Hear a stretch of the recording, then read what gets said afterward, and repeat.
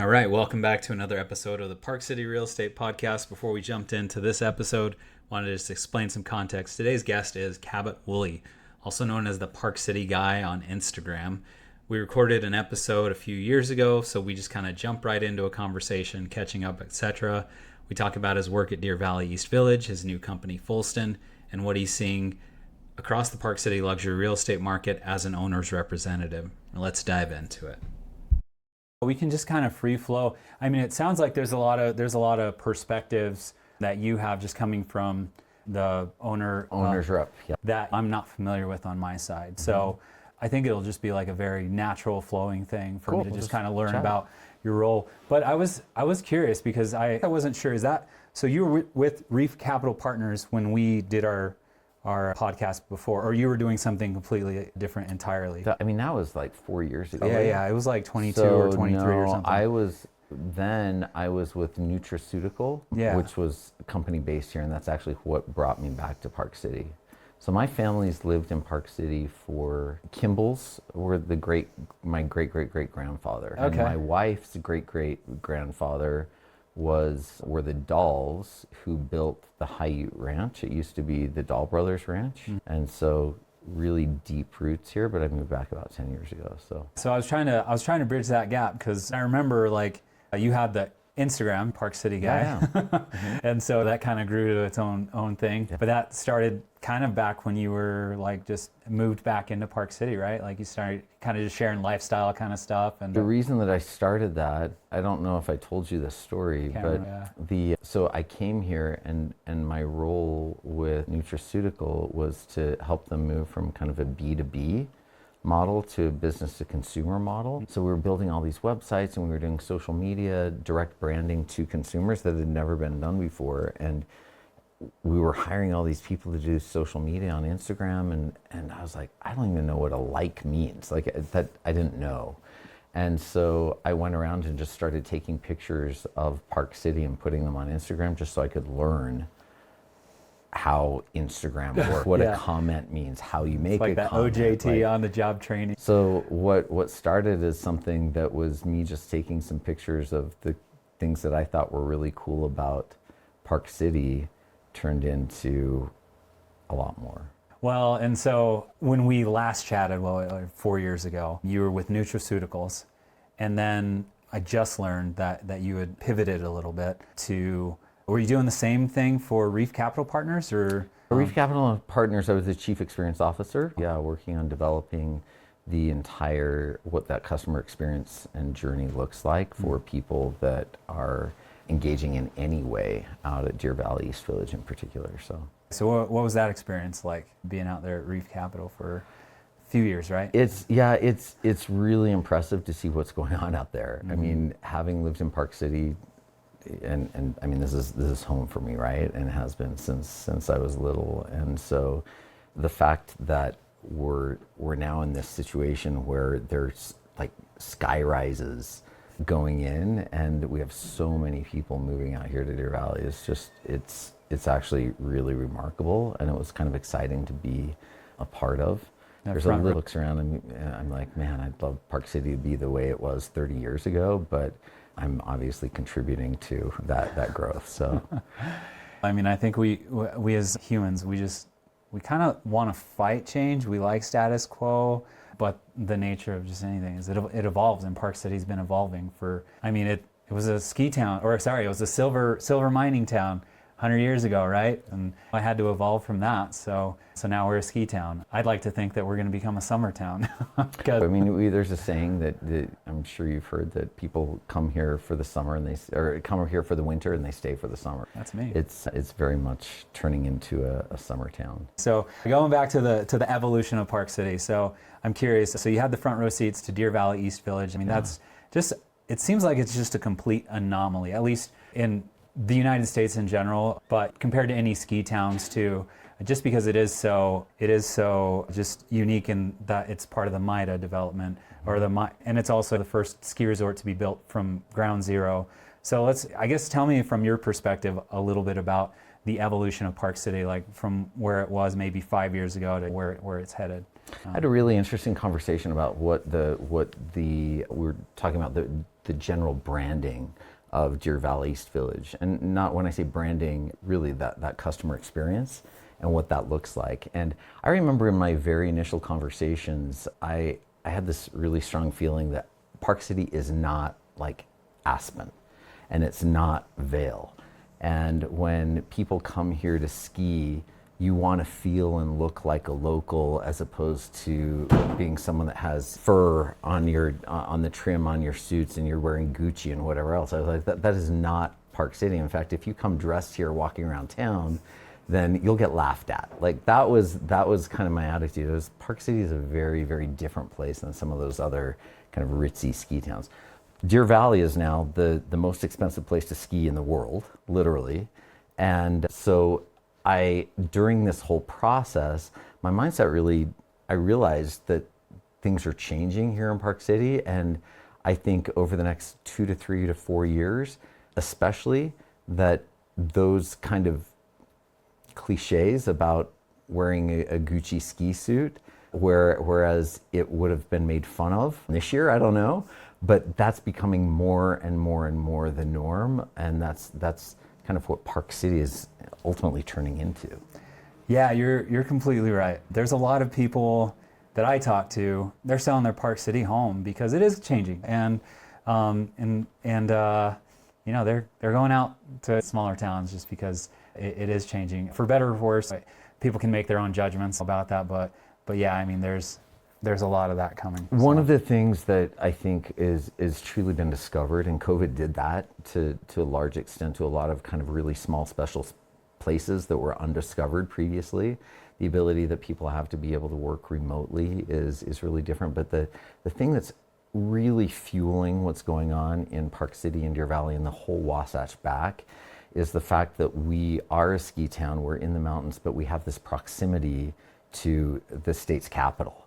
I mean, there are no other ski resorts anywhere that have the level of skiing that we have here in Park City, but also have a population center 30 minutes away. And that's really remarkable. In the Deer Valley marketing that we were doing for East Village, one of the things that I loved to tout, and we kind of put everywhere, was it's basically 40 minutes from the airport to the ski lift, and you don't go through a single stoplight.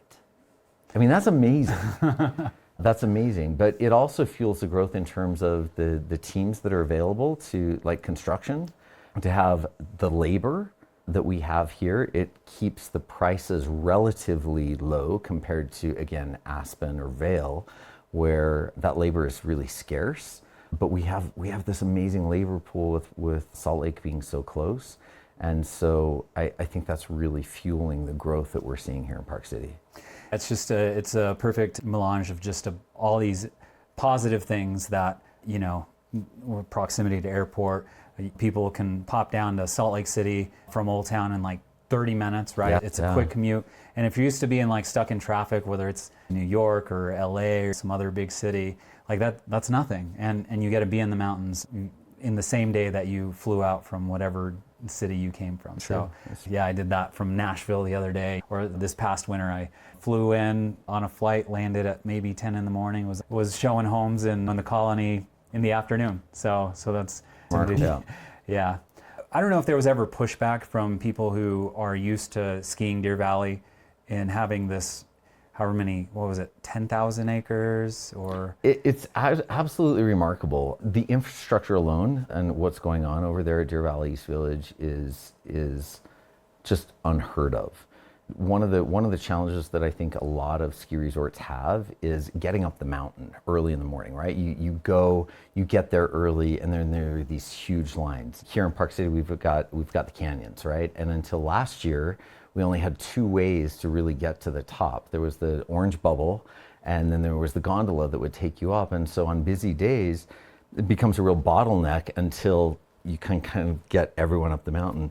Deer Valley East Village will have 10 lifts from the base up. I mean, there's no resort in the world that I'm aware of that has that type of access. So it's going to be this incredible experience of, like we just talked about, getting from the airport in 40 minutes without going through a single stoplight, and then being able to get right to the mountain and immediately get up. And there are no bottlenecks there. So the infrastructure has been really thoughtfully done. The flow of what's going on. One of the first buildings that will be done there at Deer Valley East Village is the Deer Valley Skier Services. So if you go over there and visit right now, that's the one that's closest to being completed, and it will be the hub for Deer Valley. It's so much easier to get to. That's where ski school, that's where so much is going to be. But within that, you're going to have a lot of high-end shopping that doesn't exist in Utah right now. You'll have as much retail and restaurant space at Deer Valley East Village as you will on Main Street. That's shocking. Yeah, and it's all going up in the next, it'll be done in the next 2 or 3 years or something, right? I think over leading up to the Olympics, there will constantly be things that are going on. But you talk to builders here today, and there's so many builders coming in from other states because they see what's happening here. But there will be building going on here for a decade, probably two, to come at the kind of rate that we're currently going through right now.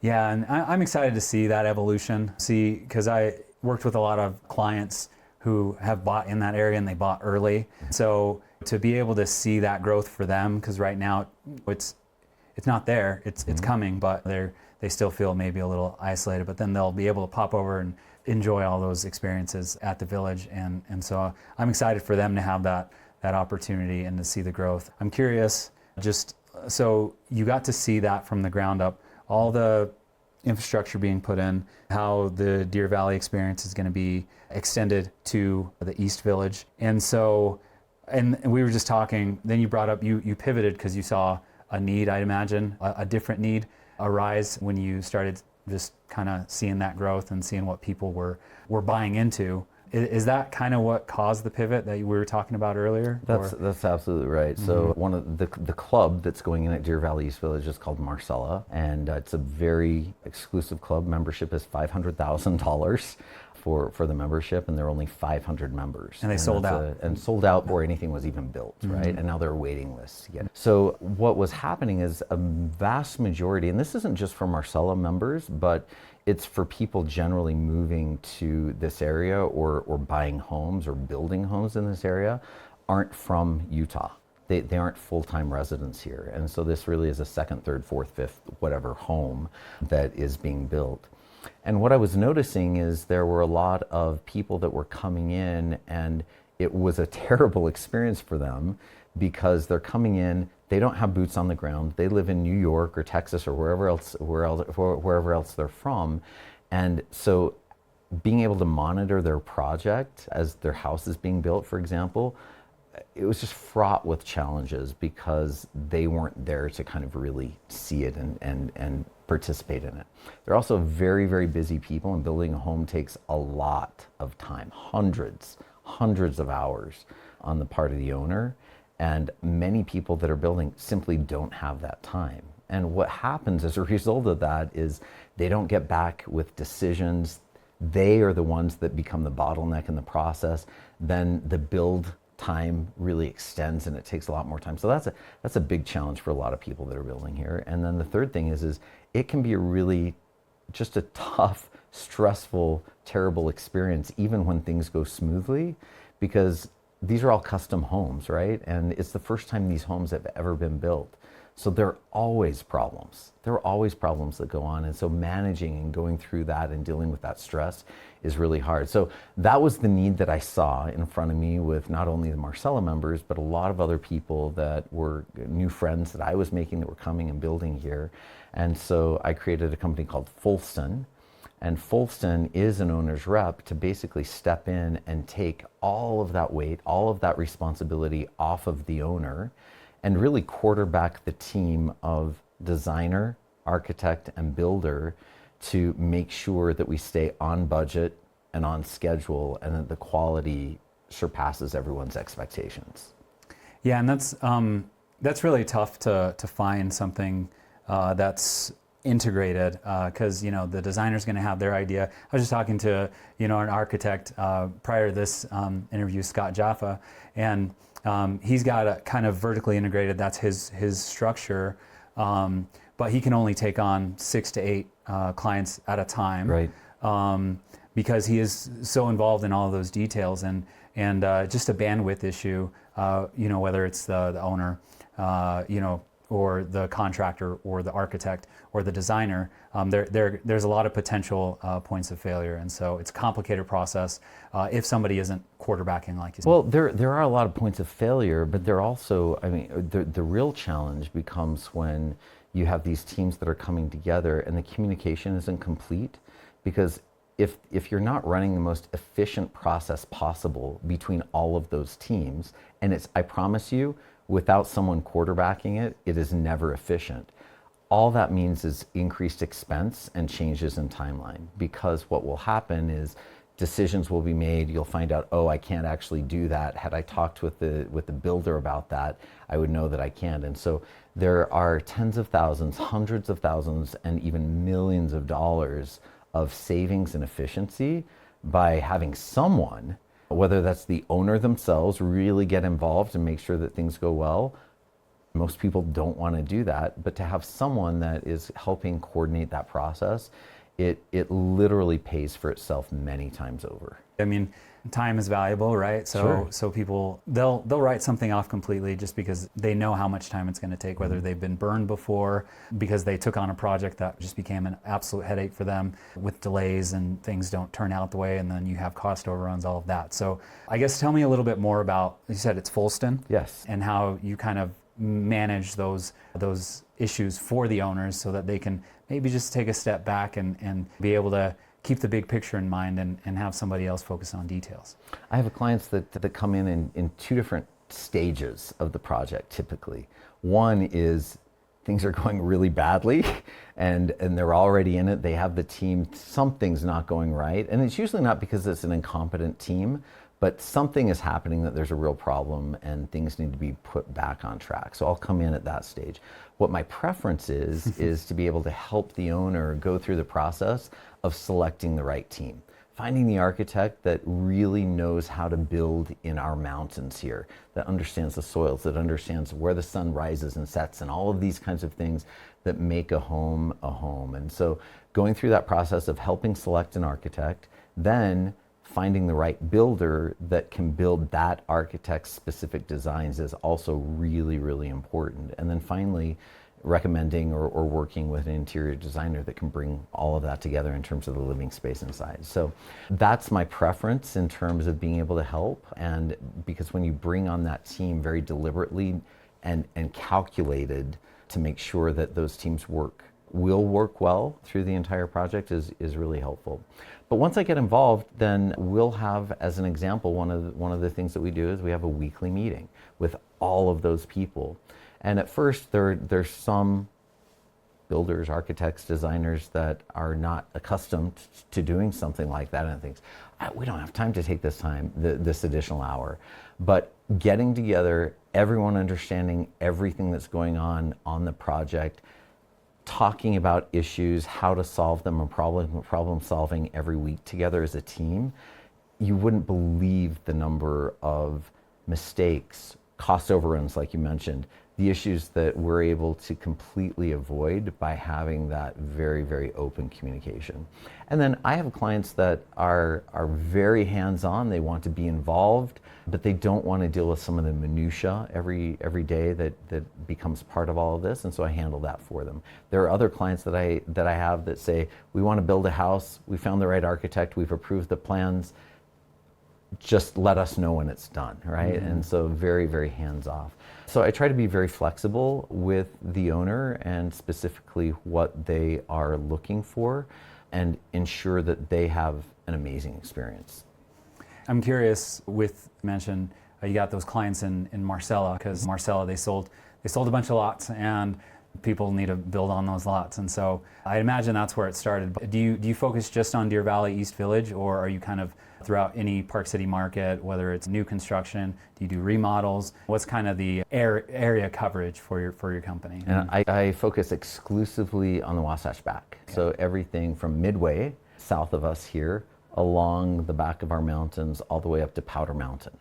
So you've got Powder Mountain, you've got a lot of building that's going on around Snow Basin, you have Wasatch Peaks Ranch, and then you come around and you have Promontory, and then you've got our whole Park City market as well, right? And so that's really the only geography that I service, and I service really exclusively.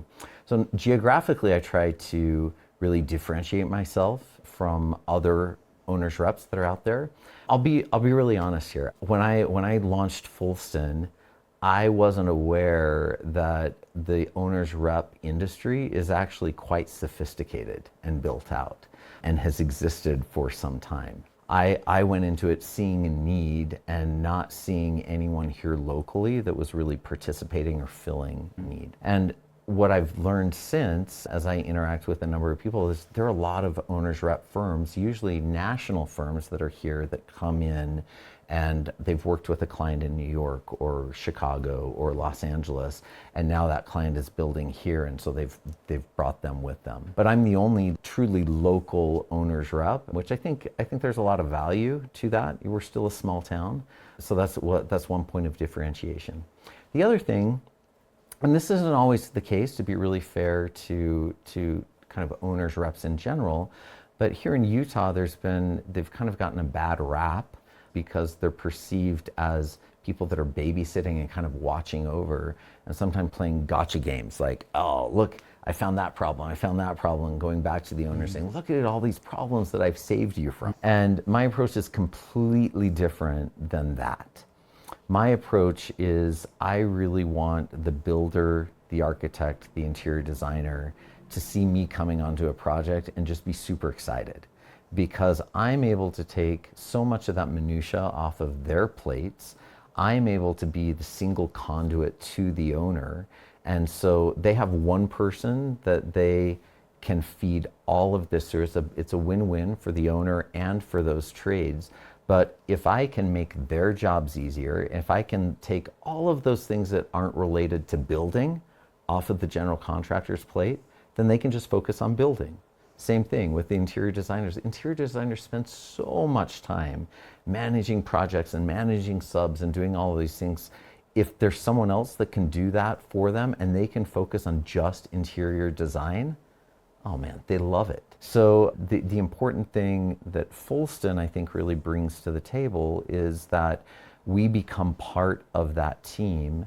And yes, ultimately, I am only responsible for the owner and their needs and their wants and their desires. But if I can make the jobs easier for everyone else on that team so that they can really focus on what they've been hired to specifically do, then it's a win-win for the project. It's kind of like the customer service mantra that if you have happy employees, then you can offer really great customer service, right? If the employees are unhappy, then it's really difficult to provide great service. And I think it's the same way when you're building a custom luxury residential home, that if the team is really happy and interacting and working very, very well together, then the project goes really well. But if there's discord, if there are challenges, if there are things that are happening that don't support that team collaboration, then it's really bad for the project and therefore really bad for the owner. I mean, I just have so many people just throughout the years that they'll immediately discount a new construction build, or they'll immediately discount a remodel because of the challenges that they experienced previously. To have that as a resource, I think a lot of people maybe would be able to get their Park City dream home or start working towards their Park City dream home if they know that that is going to be taken care of for them. So I'm curious then your process for getting in touch with these clients, or where you like to be involved. Like after somebody buys a lot and talks to the architect, can they call you right away, like before, like when they have the thought of maybe buying something in Park City? Absolutely. I think one of the things that I've seen people in all different phases introduced to clients by their real estate agent, knowing that, hey, if the real estate agent feels like if this can make their whole process better and easier, and I'm the one that made that introduction, then that whole positive experience through the entire thing will reflect positively on the realtor, which I think is absolutely true. I think there are also opportunities when people are really, they're landing here. They don't even know where to go next. I feel like I really know the players in this market, and also the players that are coming into this market very well. So being able to align personalities, just like a real estate agent is able to go and really interpret their client to say, I really think this is the right home for you, or this is the right neighborhood for you. The more you understand them, the better you can help guide them. And I think it's really the same case when they're putting together their teams of, they want a builder that they can really work well with, or can build to the top level their style of home. The builder's so important in this environment, especially because you can't just take a home out of Los Angeles and plop it here on the mountains. There are so many other considerations in terms of what the excavation looks like. And if you don't have experience in that, you've got some really big problems. What the snow load looks like. If you have 10 feet of snow on top of your roof, that home that was built in Los Angeles isn't going to hold up. And we see a lot of those types of things happening here, unfortunately. So I really try to help with that guidance very early on, and then take them all the way through that process of till that we do a final punch walk. And the keys are handed to them, and they can say, wow, everything is done, and I really didn't have to worry about it. Well, that's kind of a respectable commitment there, because it's a years-long process. Well, it's a 3-year-long process, many of these homes. It's an entire, so if someone's looking to build, let's say, a $10 million home, and their cost for building is $10 million as a round number, then it's not uncommon to take a full year in pre-construction before you even start anything, to make sure that you have all the plans, all the permitting, all of those things kind of taken care of and buttoned up. And then on that level of home, you're looking at least 24 months to be able to get that done. Now, can we shave off a few months and get it down to 20? Yes, maybe. Are there certain homes where you're building at a much higher level in terms of the finishes inside? Absolutely. I think in Park City, it's interesting when we talk about building, it wasn't that long ago that it was $500 a square foot, that's not a cheap home. Mm-hmm. But really, when you're looking at the homes that are being put up here in Park City, you're looking at between $1,000 to $1,200 a square foot as the building cost. And I was in a home yesterday that's $3,000 a square foot to build. And so the entire market, in terms of the level of expectation and the level of quality, the level of architecture that's coming in here, is just shifting so quickly and so dramatically that you would compare not that long ago, a $500 per square foot home versus a $3,000 per square foot home. I mean, it's that paints an entire picture, I think, itself. Yeah, I mean, 10 years ago when I was getting into it here in Park City, at 400 or 500. Yeah, I mean, 4 years ago it was maybe closer to like 700 or 800. So now it's clearly gone up, and that's, I think it's put in perspective. People get to be a part of that Park City dream that brought us here. Some of us with more of a credentials for their Park City roots than some of us implants, but we're all here for the same reason. That's why I came here, for that community. And I'm curious, so I have my opinion on where the growth is, where the value is, where great places that maybe are kind of under the radar, where they can buy their lot or get a good deal. But I'm curious to hear like your take when you're talking to these clients, initially taking somebody through the process. What's your take on where the Park City market is going? What are the areas kind of to focus on, and just what does growth look like for the next 5-10 years in Park City? We have such an incredible opportunity for people that are looking to build a home in a ski town here in Park City. It's just so rare other places. Aspen is built out.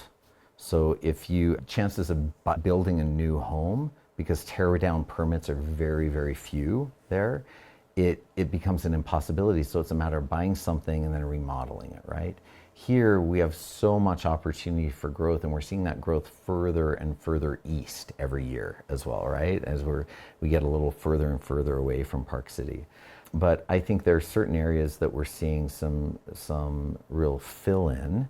Obviously, Old Town, which is closest to us, is going to become something very, very special, as if it isn't already. But it's going to be something that's very, very special because there is nowhere else to go. The amazing thing about Park City is that there's so many choices for someone that has the budget to be able to spend in terms of, hey, do I want to be in Old Town and have, because that's a vibe, right? Versus over on Deer Valley East Village, where it's going to truly feel like a city center. I mean, these are high rises. The Four Seasons is as tall as the cranes that are going in. It will feel like a city, like an urban city center.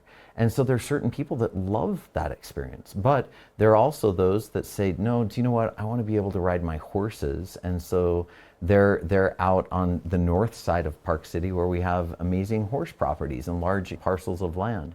There are certain people that want to be in a neighborhood and they want to raise their families here. And we've got pockets here that have very, very few second homes in them. These are primary residences. And so having that flexibility of being able to say, this is what I want to be in this town, I want to be in this environment, or I want to be along the Wasatch Back, let's say, because it's expanding so much. But there truly is something for everyone here. There are lots of clubs. You could be around a golf course, or you could be ski in, ski out on the mountain. You can be somewhere where it feels like you're in groves and you don't even see the mountains necessarily. So that value proposition, because of the amount of choices that we have here in Park City, again, is something that's so unique, and I think is driving the interest in this amazing place. I think the Olympics help, right? We're having so we're gonna have the Olympics, and fingers crossed. We can't have, I mean, this is just reality, right? Because we love Park City and we love the winters in Park City. There's no escaping the fact that we had a bad winter. So true. There's no way we're going to have two of those in a row. It's just not statistically possible. So I'm glad that you reached out. I know from the last time we talked, like 4 years ago, there's been some evolution, some changes and everything. But what would you say? I mean, we've kind of talked about it, but I'm curious, because we'd mentioned it before. Like, you were just in Nashville. You're familiar with the market as a whole, like in the United States, what's going where, and areas of growth, because we've talked about Park City and what makes it unique. I'm really curious, like, to compare it to maybe just, and obviously ski town, we brought up Aspen and all of that, but I'm trying to understand, just as far as like when it factors into the larger equation of the United States as a whole and the real estate market as a whole in the United States, like why would somebody make a luxury purchase in Park City versus anywhere else? Let's drive that home, I guess. I think people that end up in Park City want the lifestyle that Park City can offer. It's a really healthy place. People are active. People ride their bikes to the grocery store. People are up early and on the trails, hiking and biking and doing all of those kinds of things during the summer. We've got proximity to lakes and camping and mountains. And last night I was fishing with my son, right, out on the river. And so the lifestyle that you can have in a place like this, again, with proximity to an international airport, that we now have flights direct to Seoul, right out of Salt Lake City. I really don't think that there's another place like this anywhere. There just isn't. And so eventually, are we going to run out of space? The answer is yes. I mean, there's going to be a point where that growth will at some point have to cap out. But I think that the future for Park City is bright for many, many years to come, in terms of people wanting to create a life here.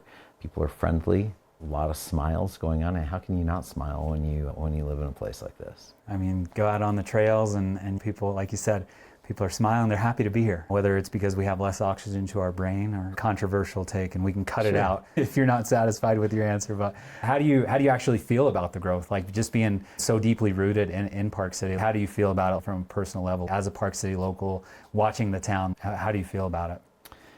As a Park City local, I think it's truly mixed emotions, right? There are parts of Park City that as a kid I loved being here, but then there were things that I missed about conveniences, right? That I really missed about having that here. I feel the same way today in that there are somehow I always long for the past.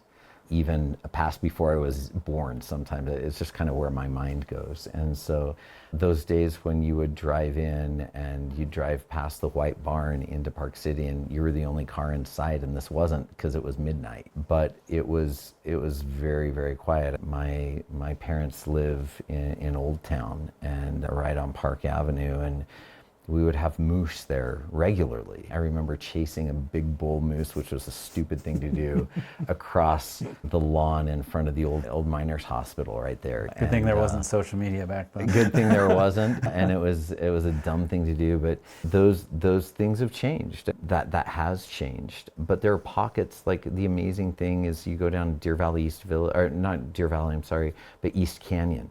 And it's this beautiful little gem that we have here. And I walk it 3 or 4 times a week. And walking down there, I pinch myself. I can't believe that this is so close by.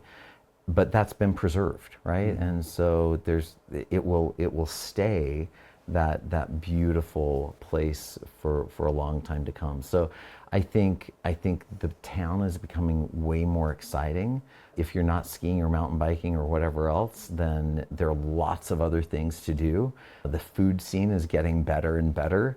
My life, which is in a very small radius, I find I have to leave Park City much less than I maybe did 10 years ago if I wanted things. And so there's certainly pros and cons. Just hope that Park City stays that feeling, even if it grows, but stays that feeling of a small town. One of my favorite things is to go to the grocery store because every aisle I run into someone I know, and it's just fun to chat and say hi. And there aren't, again, unless you live in a really small town, there aren't a lot of places that you can do that. So whatever comes and whatever growth happens, my real hope is that small town vibe, that small town community feeling persists. And if that can continue, then I'm happy. Well, and it takes people like us to preserve that. I feel like one of the things that brought me to Park City 10 years ago was I was kind of searching for that community feel, and there is an identity here. We all love the same things. Fun to see people out on the trails and ask them how their round of golf went, or just how their experience was on the mountain, if they found any fresh stacks of powder. So yeah, we both love that Park City feel. We love that community. I mean, your handle on Instagram is Park City Guy. So yeah, it's ingrained in the blood at that point. So in parting, is there anything else you wanna bring up as far as like Folston or anything else, Cabot? I appreciate you joining me. For people to get a hold of you. Yeah, I appreciate the introduction of Folston. It's the amazing thing about the services that Folston offers is that, one, I don't have to explain it. You can kind of, people immediately understand, okay, I understand what this does and I understand the value of it. The other thing is I find that I don't have to sell it very hard. I'm confident that it pays for itself over and over, many times over, as people engage an owner's rep, whether it's Folston or another. I think that it's going to become a service at a certain threshold in luxury building that you wouldn't consider, and it's not far away, but you wouldn't consider building a home without having someone that is kind of filling that role for you. And so it's something that drives a lot of value. The return on investment is there many, many times over. It's something you mentioned earlier on, and how valuable time is. And when we come to Park City and we land here in Park City, we want to spend our time living life and not dealing with the minutia of building a home. And so if Folston can kind of take that off of someone's plate, there's value just in that, of giving people their time back so they can enjoy this beautiful place. I mean, you think about how much it costs to drop a roof that was maybe like a little too high, or this beam was put in the wrong spot, or just anything else, how long it costs. You're already building. There's costs associated with keeping that going. So if you can keep everybody on schedule and make sure all that's taken care of, that does pay for itself. So I agree with that. Yeah. Yes. Yeah, I look forward to the next one. Thanks very much. Cabot. Appreciate it.